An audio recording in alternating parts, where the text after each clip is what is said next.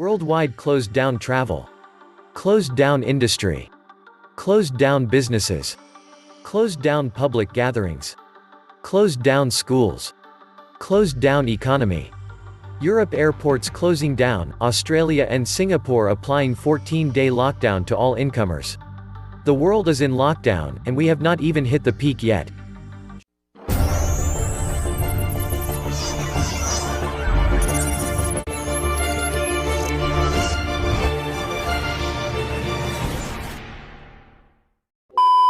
Truly, this is a disruption of biblical proportions. And this is just the tip of the iceberg. We have just 5 per million tested in the USA. The real crises will be here. I bet that New York City has at least 10,000 positives. Students from NY University and Columbia going back to their Midwestern states with the elderly was a huge mistake. If the crisis gets to Florida and Arizona, it will be a nightmare. The situation is already spinning out of control on a global scale.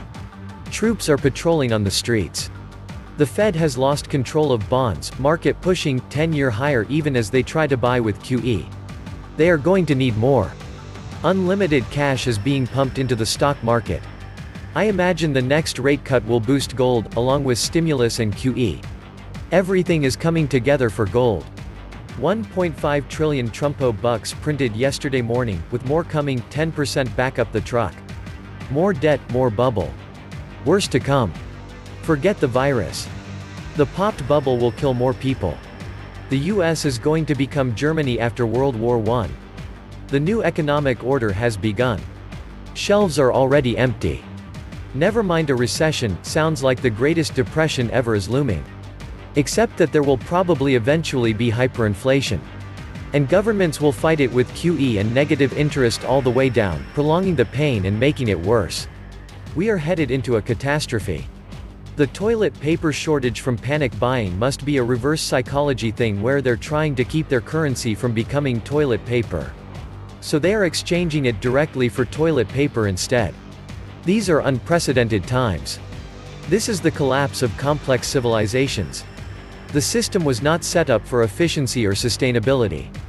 In fact, the system was created by governments to be unstable and inefficient long-term in order to gain short-term rewards. The politicians engage in vote buying through unsustainable government programs, regulation, restrictions, taxation, etc. that needlessly increases complexity within the economy and society. Meanwhile, governments also fail to fulfill its basic duties because more complexity brings more power. Lawyers, politicians, police, military, Abrahamic religions, real estate agents, astrologers, and other bullshitters will not be required. Required are carpenters, medics, farmers, clothing makers, electricians, plumbers, etc. A steady-state economy is the only version of the economy that can be sustained for the lifetime of the human race. Growth cannot be maintained in a finite environment, like it or not. The crash of 2008 worked perfectly for the benefit of those who organized it.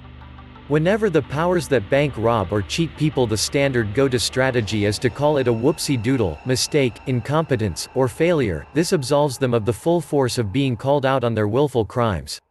Today, America's greatest expense, besides debt repayment, is the military and militaristic support whilst devaluing the dollar by quantitative easing and passing the funds to oligarchs. Meanwhile, the debts and costs are met by the increasingly squeezed masses. The wealthy bribe government officials in order to avoid taxes, causing the government to intensify tax burden on working citizens. Citizens relying more and more on credit to pay for necessities. Nouriel Roubini, chairman, and chief executive officer of Roubini Macro Associates, warns about a looming credit crisis and global recession. The reason for the massive infusion on government funny money is proof of this now. Most public pensions are invested in these junk bonds. When the shit hits the fan, it's really going to be massive. The entire market is a house of cards built on a house of cards. When people start seeing the bad figures coming from banks, businesses, government, they will get out of equities for years and into precious metals. The crisis, which is just beginning, will explode in our faces. The financial illusion has popped. And this is just the smoke, real fire is on the way. The stock market has been highly inflated in recent years by QEs. It is high time that the bubble burst big time. Recession at this point just means depression due to debt loads.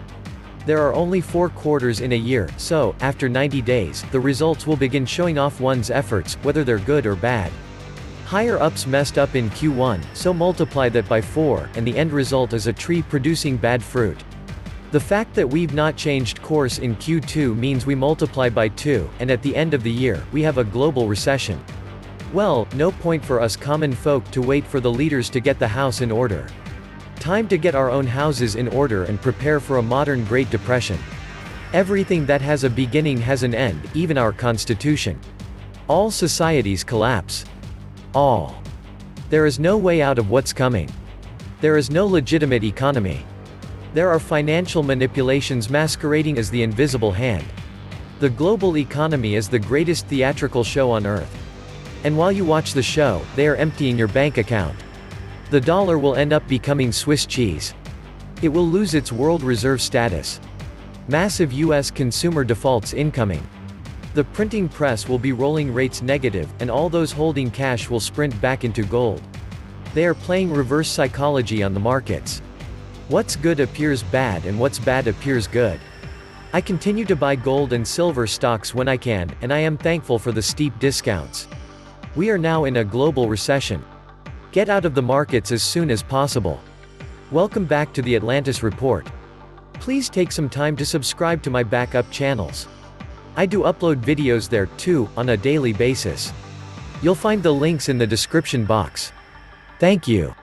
This is not only a credit crisis. This is a defining moment in America's history. The banking sector will be the next shoe to drop due to its exposure. Not just because of the loans for airlines. Most of those new planes are on a lease. If they don't fly, the companies will default on the lease because lease cost is like 50+% of the cost of the flight tickets. Add to that the 737 MAX groundings, that's 800 planes that the airlines then had to reactivate at great cost, older models to keep their lanes open. These old planes also have hidden costs to the airlines as they require extensive maintenance and a prolonged period on the ground. These planes will need ridiculous amounts of work to be safe to fly. And those parts aren't made anymore. Watch also oil companies going bankrupt. Crude oil price has now become a bigger problem for markets than the virus. It will be virtually impossible for the markets to sustainably bounce if the Brent continues to crater. Lower oil prices, a problem; higher oil prices, also a problem; and stable oil prices, a bigger problem.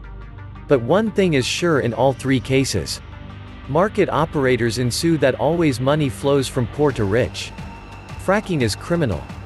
It was always their business plan to pull out oil and gas at a cost greater than what they could sell it for. So they needed the banksters and the government to fund them with loads of debt. But it didn't matter because their plan was always to go bankrupt, walk away with the money, and leave shareholders empty-handed, saddled with the debt, and polluted water tables. This is probably going to push US credit markets over the edge.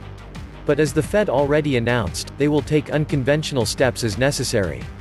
So first they're going to do will probably be to start buying debt of shale producers. Greed worldwide surpasses intelligence yet again. It's not like any of these outside sources of our required oil are at all honest and uncorrupted. Not sure how the Fed is going to make up for it. But I know between the Asian markets from last night, and now the drastically lowered oil price will cause the rich to get richer as the upper and middle classes will sell off like mad at the opening bell. The rich will buy up more at a huge discount, a setup, you might ask. Yes, of course. Could it be that the oil game that Russia playing anything to do with a China and Russian play to sink the US dollar and bring in a new global currency, new fiat reserve currency? Hopefully, gold-backed in part. The forward-thinking companies see what's coming and will get ahead of their revenue profit drop by cutting expenses now. Most companies' largest expense is people. This is the easiest and most immediate way to cut costs, expenses. Many companies start by reducing hours and then start to let people go. Some companies terminate full-time employees and then use temp agencies when people are needed. If you are an employee, it is a good time to get your resume into temp agencies now. When this starts, they will be inundated and will not bother taking new workers. In most cases, these terminations ramp up quickly and within 90 days, or sooner, the housing market turns to shite. If you want to sell your house, list it now. Your savings cash value will drop, your portfolio, retirement account, house value, all will drop. Billionaire investor Carl Icahn told CNBC he expects the U.S. commercial real estate market will crumble, taking tax revenue from Social Security and other programs to promote the stock market. Go big on debt or go home. The reason for the stock market's bounce is debt, and the real reason for the decline in stocks is the debt bubble. How ironic. History shows that pandemics open the doors to revolutions, political destabilization, economic collapse, a war between countries, and erosion of human rights leading to martial law as a reactionary means of governments pushing back. Yes, it will all unfold very quickly, just like the sudden crash of the market and coming up with the closing and lockdown of businesses, schools, and free movement. It's all documented in similar events in the past. America is a spoiled, whiny country that the rest of the world holds in contempt.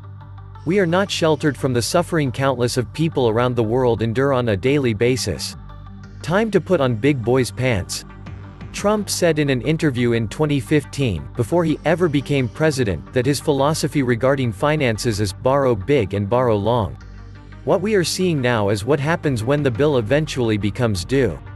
There should be no bailout for cruise lines, banks, oil companies, insurance companies, hedge fund robbers, etc. No more too big to fail. And no more welfare for the wealthy. This was the Atlantis Report. Please like, share, subscribe.